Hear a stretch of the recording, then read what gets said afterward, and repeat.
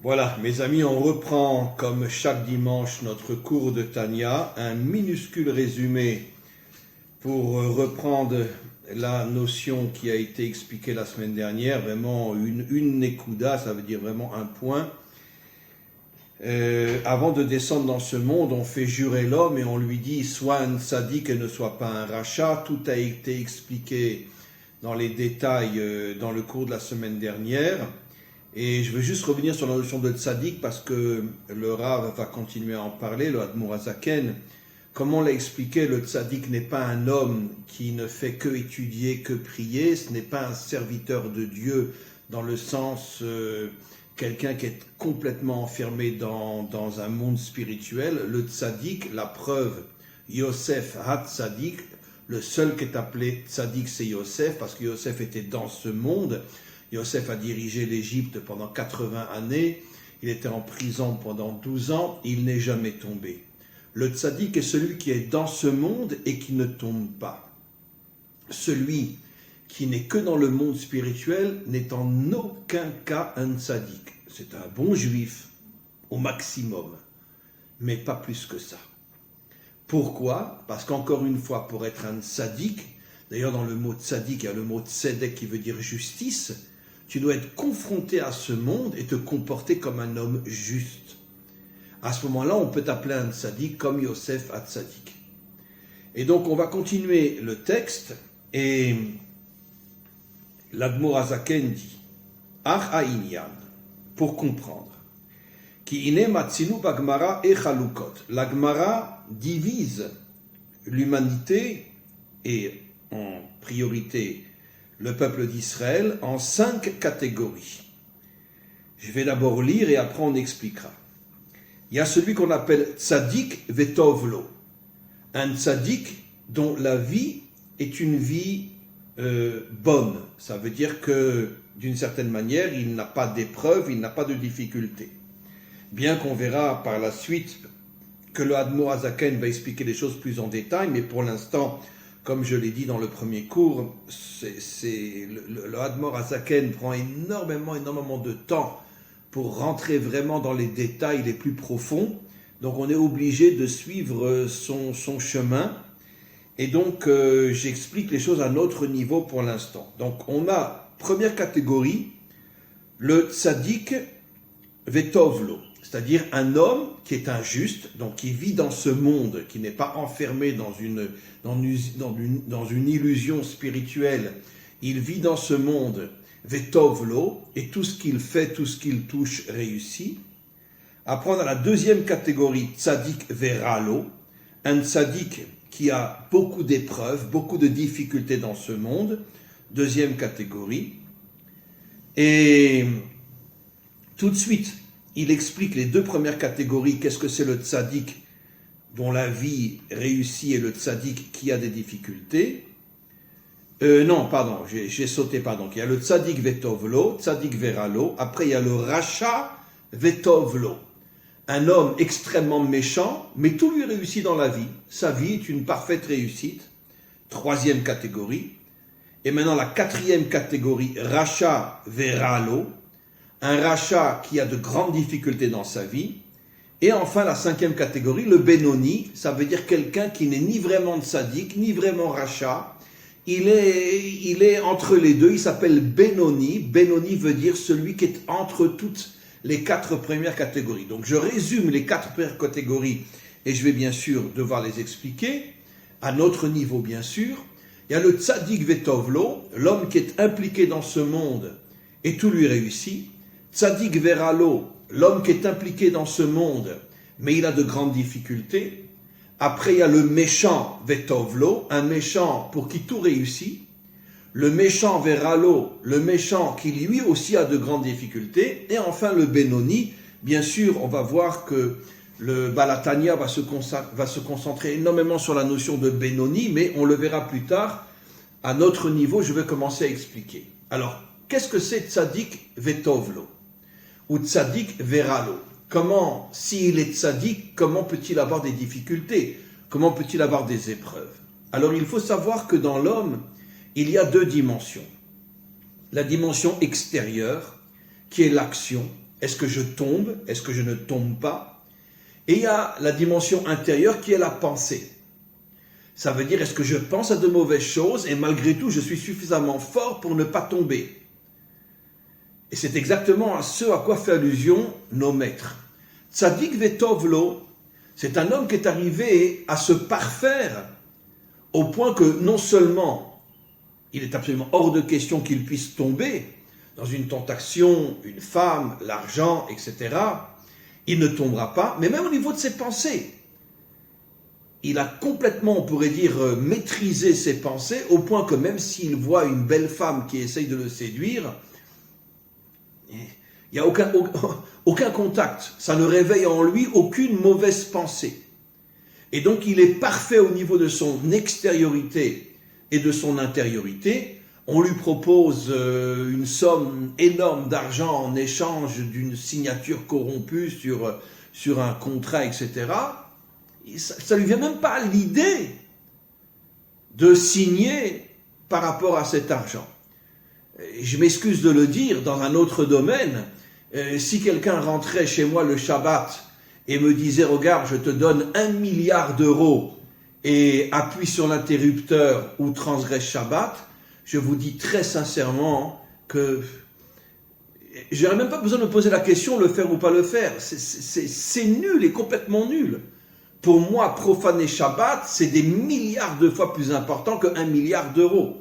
Donc, on peut me proposer 1 milliard d'euros, j'aurais même pas, on pourrait dire, une tentation qui va me venir à l'esprit. Parce que pour moi, Shabbat est au-dessus de tout. Et donc, rien ne pourra me faire tomber le Shabbat. Alors, ça c'est déjà, j'oserais dire, plus facile, parce que c'est déjà quelque chose de très spirituel. Mais quand tu es dans le monde matériel, tu es un homme d'affaires, et qu'on te propose 1 million d'euros en échange d'une certaine corruption, et que tu n'as même pas la pensée de te dire je le fais pas, et puis finalement tu ne le fais pas, mais tu as quand même eu la pensée je le fais pas, ça veut dire qu'au niveau de ton intériorité n'est pas parfaite. Parce que si ton intériorité était parfaite, même l'idée de le faire ou de ne pas le faire ne serait même pas montée à ta pensée. Alors maintenant on va expliquer. Comme je l'ai dit, le tzaddik vetovlo, pourquoi il a une grande réussite dans sa vie? Parce qu'il s'est complètement transformé sur le plan de son extériorité, mais aussi sur le plan de son intériorité. Rien ne peut attaquer son cerveau. Il a des barrières, des murailles fortes. Toutes les tentations de ce monde ne peuvent pas atteindre son cerveau. En échange du fait que cet homme-là a travaillé, parce que pour arriver à être un homme qui domine son extériorité, il ne tombe pas physiquement, et qui domine aussi son intériorité, ce qui est le plus difficile, il faut qu'il ait travaillé pendant des années, des années, des années. Et quand il arrive à ce niveau-là, Hachem le récompense. Et donc, je vais poser quelques questions après, on verra que ce n'est pas si simple que ça. Pour l'instant, j'explique les choses à un premier niveau. Et donc, Hachem le récompense et toute sa vie va être une réussite parfaite. Pourquoi? Parce qu'il a travaillé pendant des décennies pour être un homme que même une séduction ne va même pas atteindre son cerveau. Qu'est-ce que c'est le tzaddik veralo? Le tzaddik qui a des épreuves, des grandes difficultés. Il est tzaddik au niveau de son extériorité. C'est-à-dire que rien ne pourra le faire tomber. Mais au niveau de son intériorité, c'est pas si simple que ça.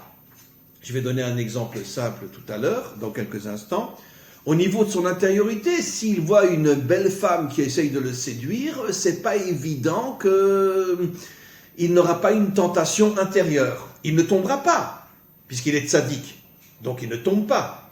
Mais au niveau de son intériorité, c'est déjà plus difficile. Quelqu'un va venir lui proposer 1 million d'euros pour une certaine corruption. Il aura une pensée, je le fais pas, il ne le fera pas. Mais il aura malgré tout une faiblesse au niveau de son intériorité. Alors c'est lui qu'on appelle tzaddik veralo. Alors pourquoi Hachem lui envoie des épreuves? Justement, Hachem lui enverra des épreuves jusqu'à ce qu'il arrive à purifier son intériorité. Encore une belle femme, encore de l'argent, encore ci, encore ça. Parce que le tzaddik sait que plus il aura des épreuves, et plus il va justement pouvoir développer, dévoiler toutes les forces qui sont cachées en lui pour arriver à un point où aucune tentation, aucune corruption ne lui parlera.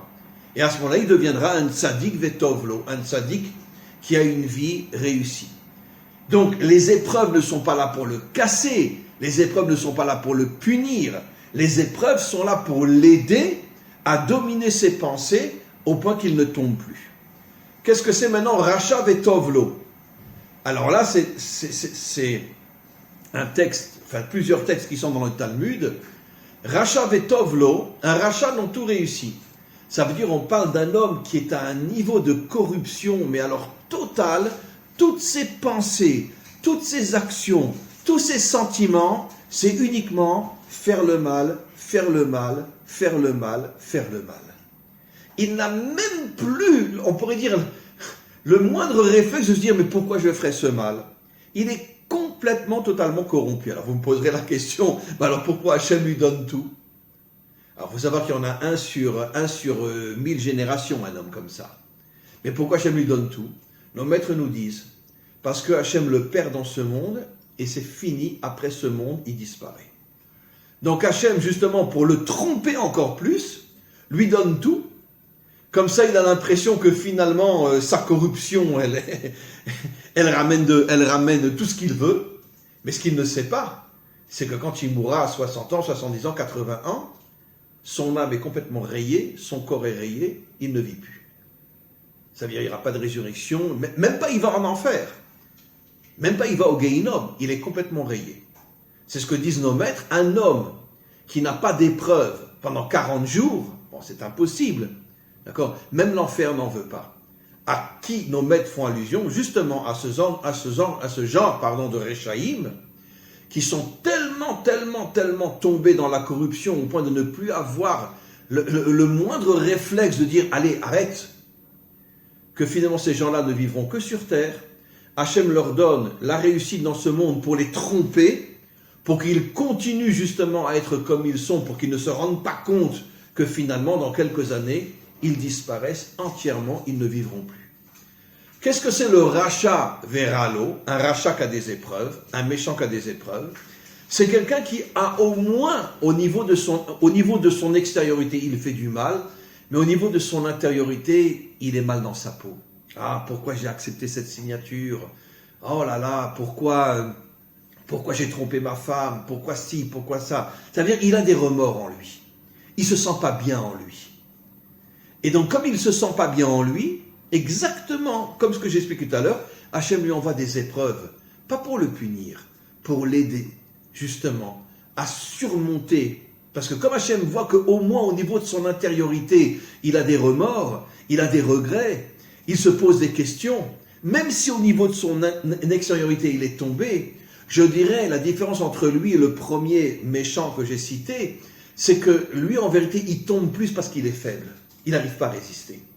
Pas parce qu'il veut faire le mal comme le premier, et parce que c'est dur, c'est très dur. On lui propose 1 million d'euros pour une signature, et qui a la force de résister? Une belle femme vient et le séduit, et comment il a la force de résister? Donc, il ne tombe pas parce qu'il est, on pourrait dire, corrompu dans le sens le plus total du terme, parce qu'il est faible. Alors, qu'est-ce que fait Hachem?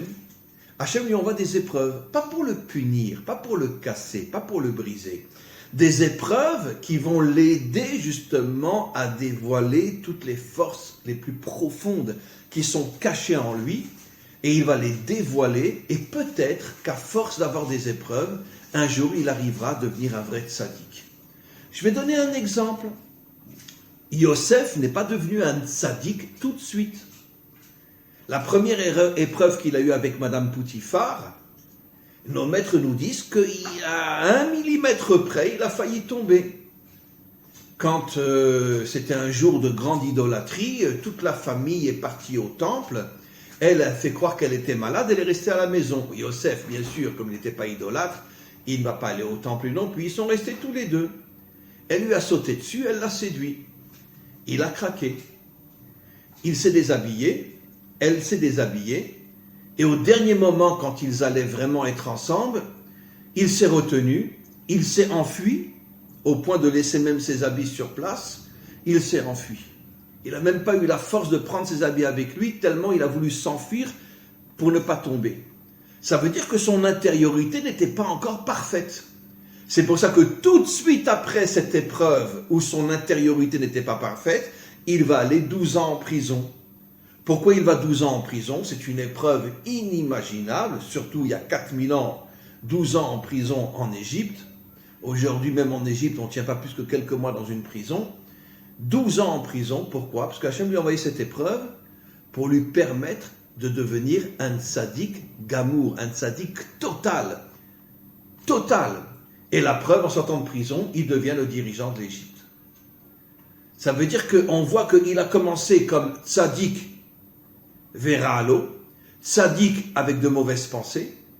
Il ne tombe pas dans son extériorité, mais dans son intériorité, oui, il tombe, il s'est comme déshabillé.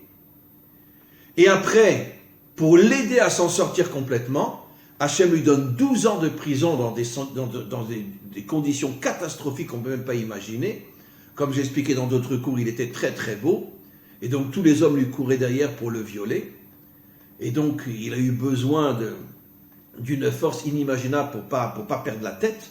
Pendant 12 ans, on lui courait constamment derrière pour le violer, puisqu'il n'y avait pas de femme dans une prison, évidemment. Donc les hommes avaient besoin d'une aventure sexuelle, même avec un homme. Et comme il était extrêmement beau, tout le monde courait derrière lui. Vous imaginez l'épreuve, de quoi devenir fou. Mais il a compris que cette épreuve était pour l'aider à dévoiler en lui des forces inimaginables qui vont faire qu'il va devenir un vrai tzaddik. Au point que même son intériorité ne tombera plus jamais. Voilà. Donc, on a donné cet exemple de Yosef, on pourrait en donner beaucoup d'autres exemples. Il faut comprendre, mes amis, que personne ne peut tout de suite être tzaddik vetovlo, un tzaddik où tout lui réussit. La plupart commencent, on va dire, par être des fois faibles et tombés. Comme le roi Salomon a le courage de le dire. 7 fois l'homme tombe avant de se relever. 7 fois il tombe. Et donc on commence par tomber. Après on arrive à se renforcer, devenir tzaddik à l'extérieur, mais avec de mauvaises pensées. Et puis il faut peut-être 10, 30, 40, 50 ans pour devenir tzaddik vetovlo, pour devenir un tzaddik qui, même au niveau de son intériorité, il ne tombe plus. Alors maintenant, qu'est-ce que c'est le Benoni? La 5e catégorie. Je vais l'expliquer d'une manière très simple parce que dans le Tanya, ça va être expliqué d'une manière beaucoup plus profonde au fur et à mesure. Le Benoni, c'est quoi? Comme on le verra, c'est pas quelqu'un qui est moitié rachat, moitié tzaddik. C'est-à-dire des fois il tombe, des fois il tombe pas. On verra que le Baal HaTanya refuse cette interprétation. Le Benoni, c'est quelqu'un qui, dans son vécu extérieur, lui non plus, ne tombe pas. Ça veut dire qu'il arrive à surmonter les tentations. Mais d'un autre côté, à la différence du tzaddik qui lui aussi a une faiblesse intérieure, chez lui, il le vit d'une manière beaucoup plus dure. Beaucoup plus dure. Des fois, il se fait des reproches. « Oh, mais je suis bête, mais pourquoi j'ai refusé ces 10 millions d'euros pour une simple signature? Mais je suis vraiment un imbécile. Si on me le repropose, la prochaine fois, je signerai. » Sans doute, il ne signera pas, mais il est vraiment très perturbé dans son intériorité. Ça veut dire, au niveau de son extériorité, comme on le verra, il ne tombe pas. Mais au niveau de son intériorité, et des fois, il se dit, mais je suis taré, mais pourquoi je me suis privé de recevoir tellement d'argent, ou pourquoi je me suis privé de telle femme, etc. Après tout, je veux dire, bon, comme 99,9% des hommes d'affaires partout dans le monde, ils sont vont en Chine, ils sont vont peu importe où, trouvez-moi-en un qui ne va pas tromper sa femme. Le premier qui en trouve un, il a gagné. C'est impossible.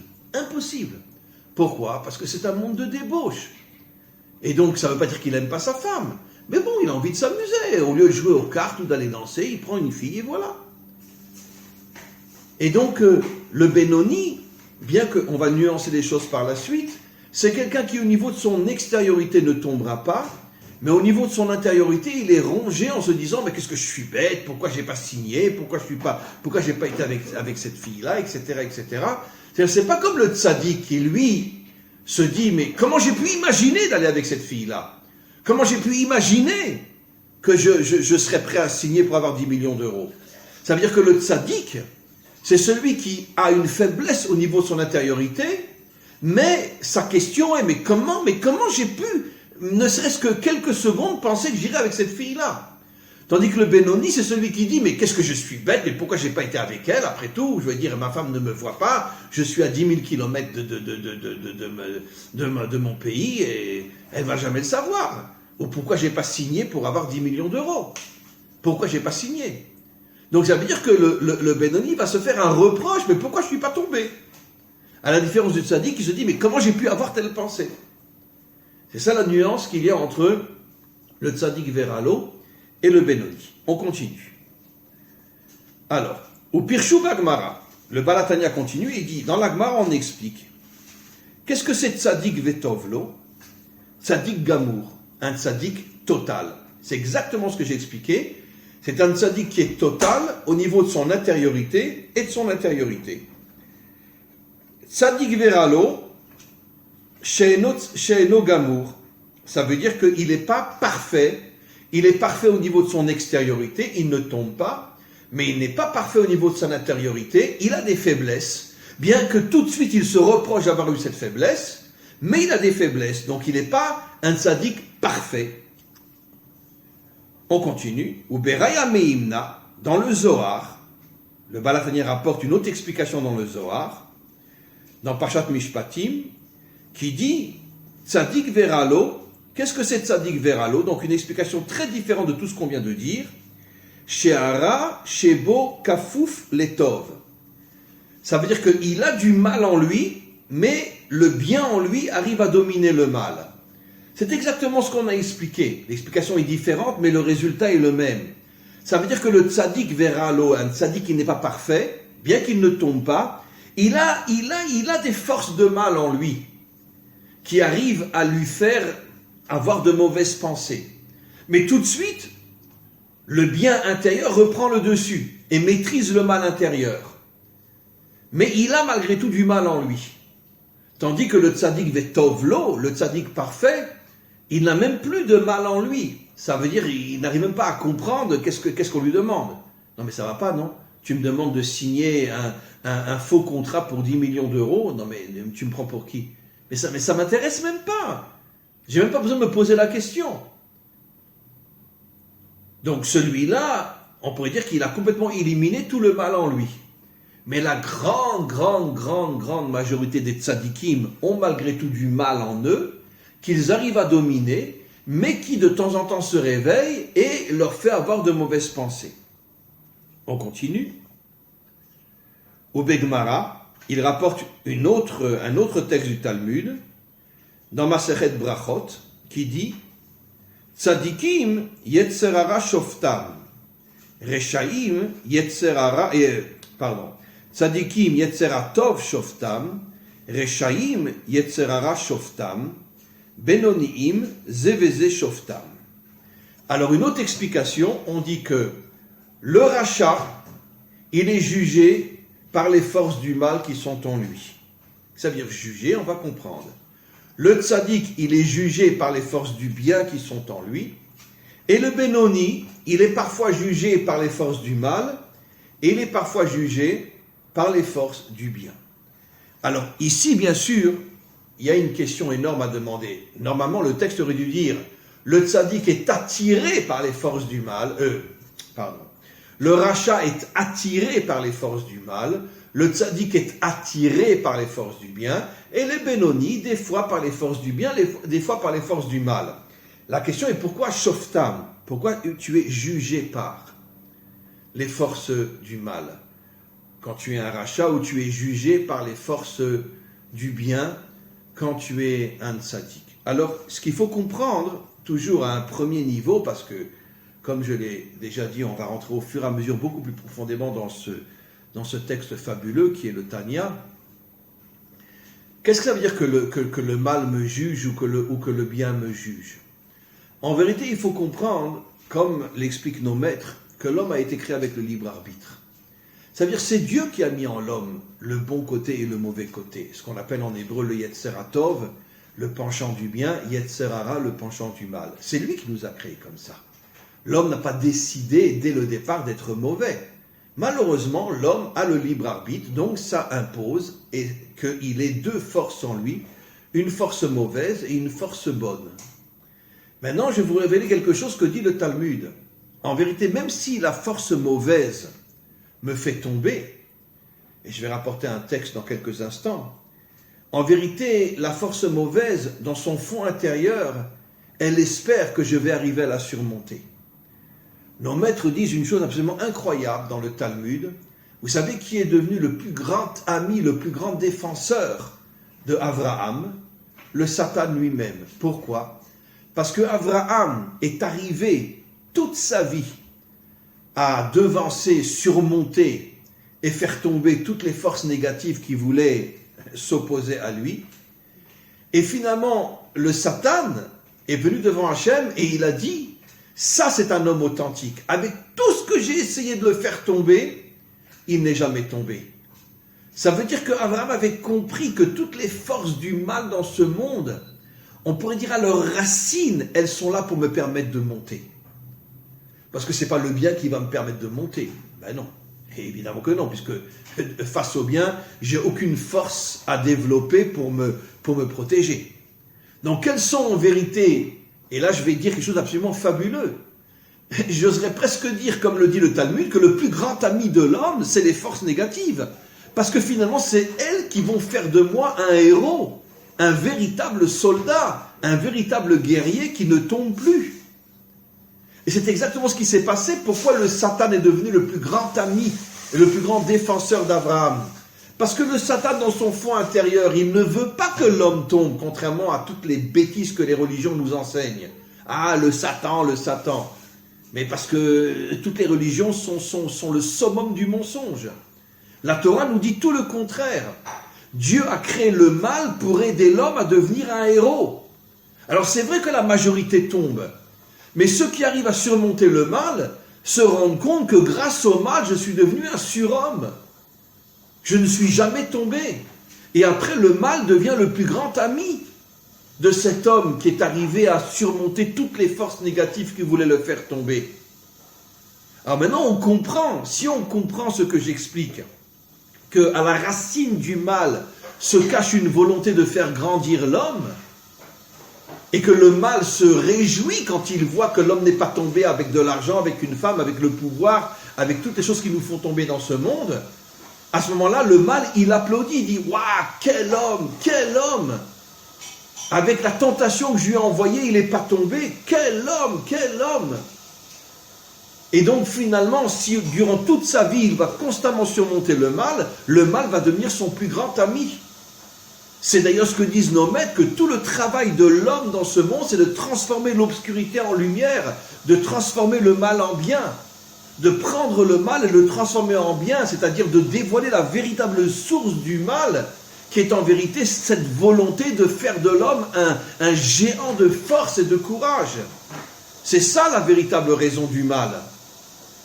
Donc maintenant on comprend pourquoi c'est le mal qui va juger le méchant. Alors je vais l'expliquer d'une manière simple. Le mal va venir chez le méchant et dire « T'es vraiment un idiot, t'as rien compris. Moi je t'ai éprouvé dans le mal pour te faire grandir, pour que tu arrives à me surmonter. » Et puis tu es devenu un mouton, un lâche, un faible, et tu n'as fait que courir après moi pour que je t'en donne encore plus et encore plus de mal et de perversion. Donc le mal, un jour, viendra et jugera les méchants et leur dira « Bande d'imbéciles, vous n'avez rien compris. Vous n'avez pas compris que Dieu m'a créé pour faire de vous des héros et vous m'avez suivi comme des moutons. Donc je vous juge et je vous dis, vous êtes des nuls, vous êtes des rien du tout. » Et maintenant, pourquoi le Tov va juger le Tzadik? Le Tov va surtout juger le Tzadik qui est fort au niveau de son extériorité, mais qui n'a pas réussi à être fort au niveau de son intériorité. Ça lui arrive d'avoir de mauvaises pensées. Et donc le Tov va venir et lui dire, écoute, regarde, d'accord, c'est bien, tu n'es jamais tombé sur le plan extérieur, mais pourquoi tu n'as pas travaillé pour purifier ton intériorité et devenir un géant sur le plan de ton intériorité? Vous voyez, mes amis, ce sont des textes absolument fabuleux que le Baal HaTanya rapporte ici, qui nous permettent véritablement de comprendre le sens profond, authentique de la vie. On va continuer.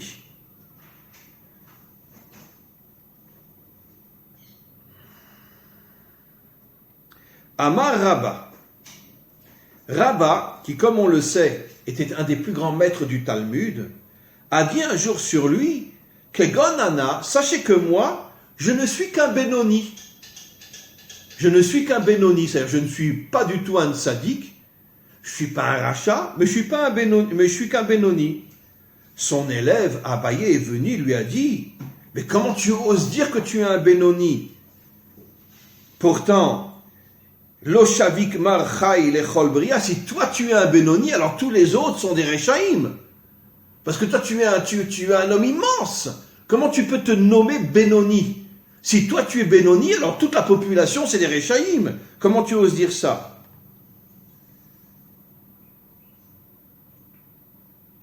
Alors, Vegam, Leavin Ma'ut Madrigata Benoni.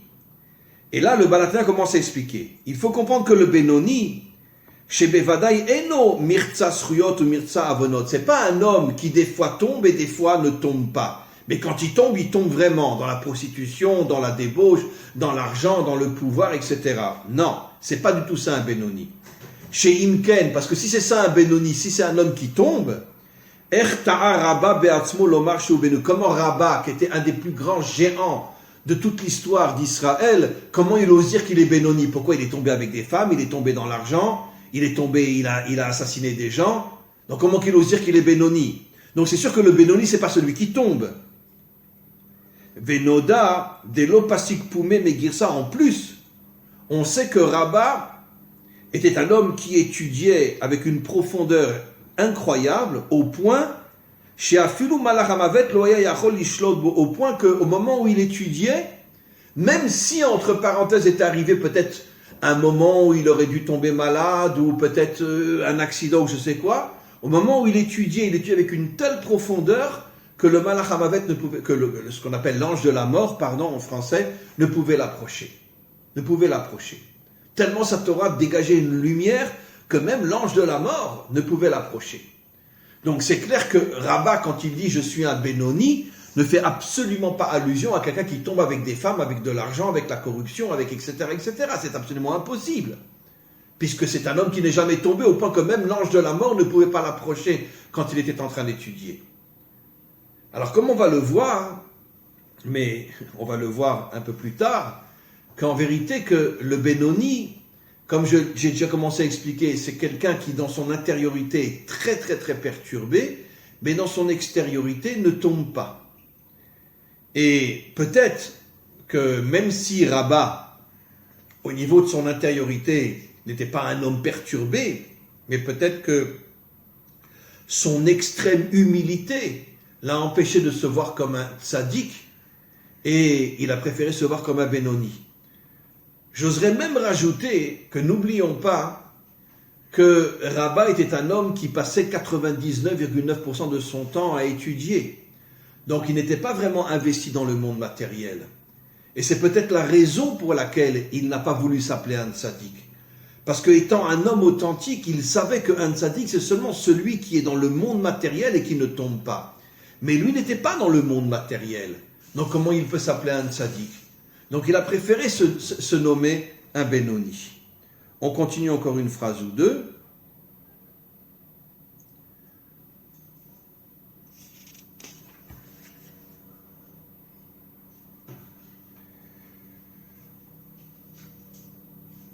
Je ne lis pas tout, parce que bon, il y a des passages, parce que si je lis tout, on en a pour 100 000 ans.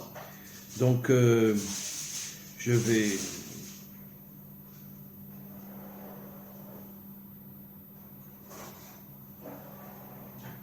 Alors, encore une phrase et on va s'arrêter. Velachen, Amrou Razal, nos maîtres nous disent, Bemidrash, dans un commentaire très, très puissant de nos maîtres, Ra'a Kadosh Baruch Hu bat tzadikim, Hachem a vu que les vrais tzadikim, Shem Moatim, ils sont très peu nombreux. Amad Veshatlan Bechol Dor Vador, et c'est pour ça qu'il les a éparpillés dans chaque génération. Comme il est dit, Tzadik Yesod Olam, le tzadik est les fondations de ce monde matériel. Je terminerai par cette phrase. On a encore, mes amis, des milliards de choses à voir dans ce livre, le Tanya. Vous pouvez l'avoir en français aussi, qui est un des plus grands livres de ces dernières générations jamais écrits, parce qu'il contient des secrets inimaginables. Bon, moi je l'ai en hébreu, mais vous pouvez l'avoir en français aussi. Qu'est-ce que ça veut dire que le tzaddik, on va terminer par cette phrase-là, est Yesod Olam, c'est lui qui soutient le monde. Vous avez une preuve de plus de tout ce que j'explique. Si le tzaddik est un homme qui est uniquement à la synagogue, ou uniquement à l'église, ou uniquement dans un temple, comment voulez-vous qu'il soutienne le monde? Puisqu'il n'est pas impliqué dans ce monde. C'est comme si quelqu'un construit une maison et fait les fondations à côté de la maison. La maison va s'écrouler. Pour que la maison puisse tenir, il faut que les fondations soient sous la maison. Puisqu'on dit que le tzaddik c'est Yesod Olam, c'est les fondations du monde, on parle de ce monde réel. Et le tzaddik, c'est lui qui soutient ce monde. Et comment il le soutient? Parce que lui aussi, il est dans ce monde, mais lui ne tombe pas. Et qu'est-ce que nous dit nos maîtres? Les tzaddikim authentiques qui sont dans les affaires, qui sont dans ce monde et qui ne sont jamais tombés, il y en a tellement peu dans l'histoire humaine qu'Akadosh Baruch Hu, il en fait descendre 1 ou 2 par génération. 1 ou 2 par génération. En vérité, j'exagère parce que nos maîtres nous disent que dans chaque génération, il y a 36 justes cachés que personne ne connaît, que personne ne voit, et c'est eux qui soutiennent le monde. Donc on ne va pas dire 1 ou 2, on va dire 36. 36 justes cachés dans chaque génération, 36 sur des milliards, qui eux soutiennent le monde. Pourquoi? Parce qu'ils sont dans ce monde et ils ne tombent pas. Voilà mes amis, on continuera ce cours merveilleux la semaine prochaine, à tous et à toutes. Et dans 1 heure, on allume les bougies de Hanouka, ici en Israël, un peu moins d'1 heure en vérité, puisqu'il est déjà 4h10, on va allumer à 5h. Donc dans pratiquement 3/4 d'heure, on allume les bougies de Hanouka. Et donc à tous et à toutes, un très très très bon Hanouka.